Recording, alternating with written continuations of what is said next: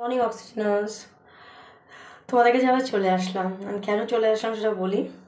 তোমাদেরকে আমি সেদিনকে দেখিয়েছিলাম না, 19 জানুয়ারিতে এই তেলটা আমি ইউজ করা শুরু করি, সর্ষের তেলটা। আর আজকে হলো 14 ফেব্রুয়ারি, অলমোস্ট 1 মাস, 4 দিন বাকি 1 মাস হতে। তো আর একটুখানি বাকি আছে এই তেলের। তো পারলাম কি না বলো? হ্যাঁ, তার সাথে অবশ্যই একটু ঘি ইউজ করতাম।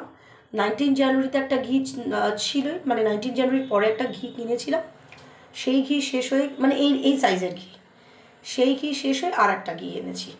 তো এই হলো আমার আনা হয়েছে। তেল আমি একেবারেই আনিনি। আর সাদা তেল তো, যেহেতু আমি যখন থেকে জানতে পারলাম সাদা তেল খাওয়া বন্ধ করে দিয়েছি, সাদা তেলও নাকি খাওয়া চলে না। যাই হোক, আমি সাদা তেলের যতটুকুনি, এই যে দেখছো, এটা আগে দেখোনি তোমরা, কিন্তু আমি এতটুকুনি ইউজ করেছিলাম 19 জানুয়ারির আগে। আর তারপর থেকে এই যে অ্যাজ ইট ইজ পড়ে আছে, কারণ আমাদের ফ্রাইও কিছু খাওয়া পড়ে না। আর যবে থেকে আমার খাওয়া বন্ধ হয়ে গেছে তবে থেকে আমার মেয়ে তো আরও, মেয়েও খায় না। মানে আমি যেহেতু খেতে পারবো না, তাই জন্য মেয়েও কোনো রকম কোনো ভাজা ভুজি কিছু খায় না। তো যাই হোক, এটাই বলার যে তেল ছাড়া শাকশাকে করে, মানে আই মিন বয়েল, সেদ্ধ করে সেটাকে সটে করে খাওয়াটা, কারা খেয়েছো জানি না, তোমাদের কেমন লাগে একটু জানিও। আর তেল ছাড়া মাছ ভাজা, কড়াই পুড়ে, এমনিতেই তো আমার পোড়া কড়াই বাদ দাও, কড়াই সে পুড়ে ঝাঁঝা হয়ে যায়, কড়ময় একদম পুরো ধোঁয়া ধোঁয়া হয়ে যায় যতই তুমি এক্সস্ট চালাও না কেন। কারণ অল্প তেলে মাছ ভাজা, অল্প তেলে রান্না করা, ইটস রিয়েলি ডিফিকাল্ট। কিন্তু তবু আমি করছি আমার শরীরের জন্যে। হ্যাঁ, এক্সারসাইজটা করতে পারি না, কারণ ওটা আমার দ্বারা সম্ভব না, যে হাঁটা চলা করাটা, এটা আমি করতে পারছি না, কেন জানি না। বাকি খাওয়ার লাগাম দিয়েছি একদম। আর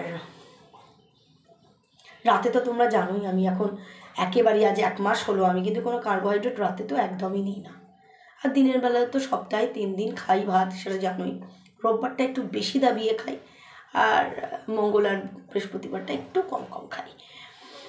আর অ্যাকচুয়ালি যখন আমি খাওয়া শুরু করলাম, মানে শিখতে শুরু করলাম, মানে আই মিন, যেমন সবজি টবজি আমি সেরকম খেতাম না, সবজি খাওয়া শুরু করি খুব, মানে খুব বেশি দিন হয়নি, এই 2007-08 থেকে বলতে পারো সবজি খাওয়া শুরু করি, যেখানে আমি আলুর টেস্টটা ভালো লাগে, আলু খাওয়া শুরু করি, কাঁচকলা খাওয়া শুরু করি। তো যখন মাংসের আলুটা, পাঁঠার মাংসের আলু, তারপর তোমার আলুর তরকারির আলু, এগুলো খাওয়া শিখলাম বা ভালো লাগলো, বাহ বেশ ভালো লাগছে। তো আগে মাছের ঝোলের আলুটাও আমি, মানে মাছের ঝোলের আলু তো বাদ দাও, আগে আলুর দমের আলুটাও আমি খেতাম না, আমার ভালো লাগতো না। তো যখন আমি ভালোভাবে খাওয়া শিখলাম আলুটা, ঠিক তখনই, আই এম টকিং অ্যাবাউট 2011, আমার আলু খাওয়া বন্ধ হয়ে গেল। আবার বিটরুট আমি কোনোদিনই খাইনি, বিটরুট কোনোদিন বাজার থেকে কিনিনি। তো বিটরুট যখন খাওয়া শুরু করলাম ইদানিং, জাস্ট বেশি দিন হয়নি, 3-4 মাস হবে বিটরুট খাওয়া শুরু করেছি। তারপরেই জানতে পারলাম, মানে বিটরুট খাওয়া শুরু করেছি এবং বিটরুট খেতে ভালো লাগা শুরু হলো। বিটরুট ফ্রাই, ওফ দারুণ খেতে। বিটরুট ফ্রাই দিয়ে ভাত তো দুর্দান্ত লাগে, তার মধ্যে একটু যদি পোস্ত দানা ছড়িয়ে দেওয়া যায়। তখনই আমি জানতে পারলাম বিটরুটও আমার খাওয়া চলবে না, বিটরুটও বন্ধ।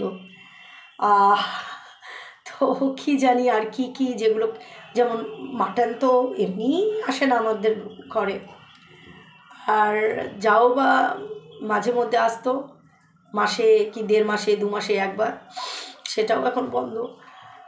ডিম 2টো করে খেতাম, সেটাও বন্ধ হয়ে গেল। ডিম, কাতলা মাছ, সেটাও ডেলি আসতো না, মাঝে সাঝে, সেটাও বন্ধ হয়ে গেল। তো কি, সবই তো বন্ধ করে দিলাম। তো যাই হোক, এই যে যেটা ইচ্ছা না থাকলেও এখন খেতে হচ্ছে, আমলা। আমি এমনি তো সকালবেলা একটা আসে, আমলা, কাঁচা হলুদ, তোমরা জানো, আদা পেস্ট করে, সেটা তো নয় জিরা নয় মৌরি দিয়ে জল ফুটিয়ে তার মধ্যে দিয়ে খাই লেবু রস দিয়ে। তাছাড়াও ডেলি এরকম একটা করে আমলা আমি চিবিয়ে খাই।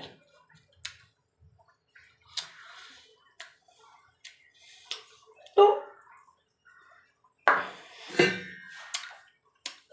ভালোভাবে বেঁচে থাকার জন্য, মানে আমি সুস্থভাবে বেঁচে থাকার জন্য আর কি কি করব, সব থেকে বড় কথা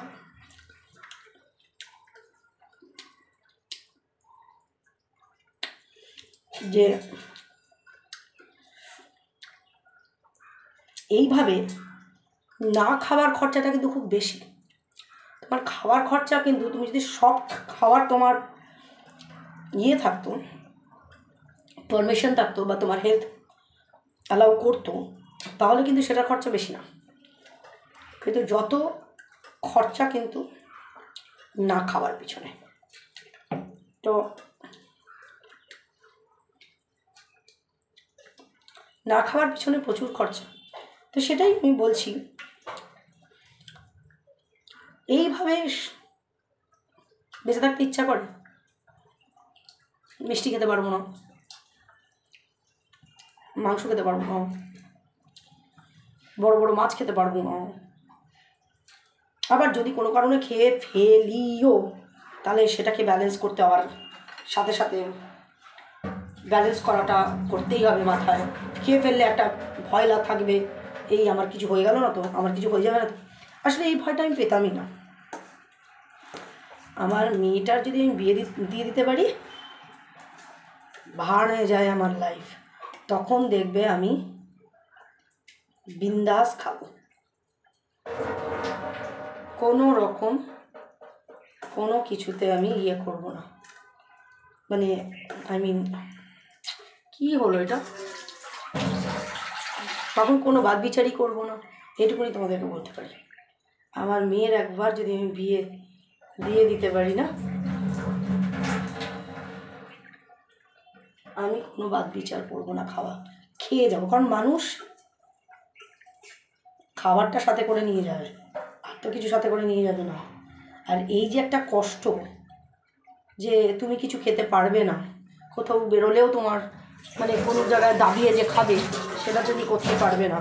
চা সেটা পর্যন্ত আমার বন্ধ হয়ে গেল। দুধ চা, কোনো সময় কি দুধ চা খাবো না? আগে জানো, আগে মনে আছে তোমাদের, আমি দিল্লি রোডে গিয়ে আমি আর আমার মেয়ে চা খেতাম, বন্ধ হয়ে গেল। তো পাউরুটি once in a blue moon খাই এখন। তো কি এইভাবে বেঁচে থাকা, এভাবে ঠিক বেঁচে থাকা যায় না। তাই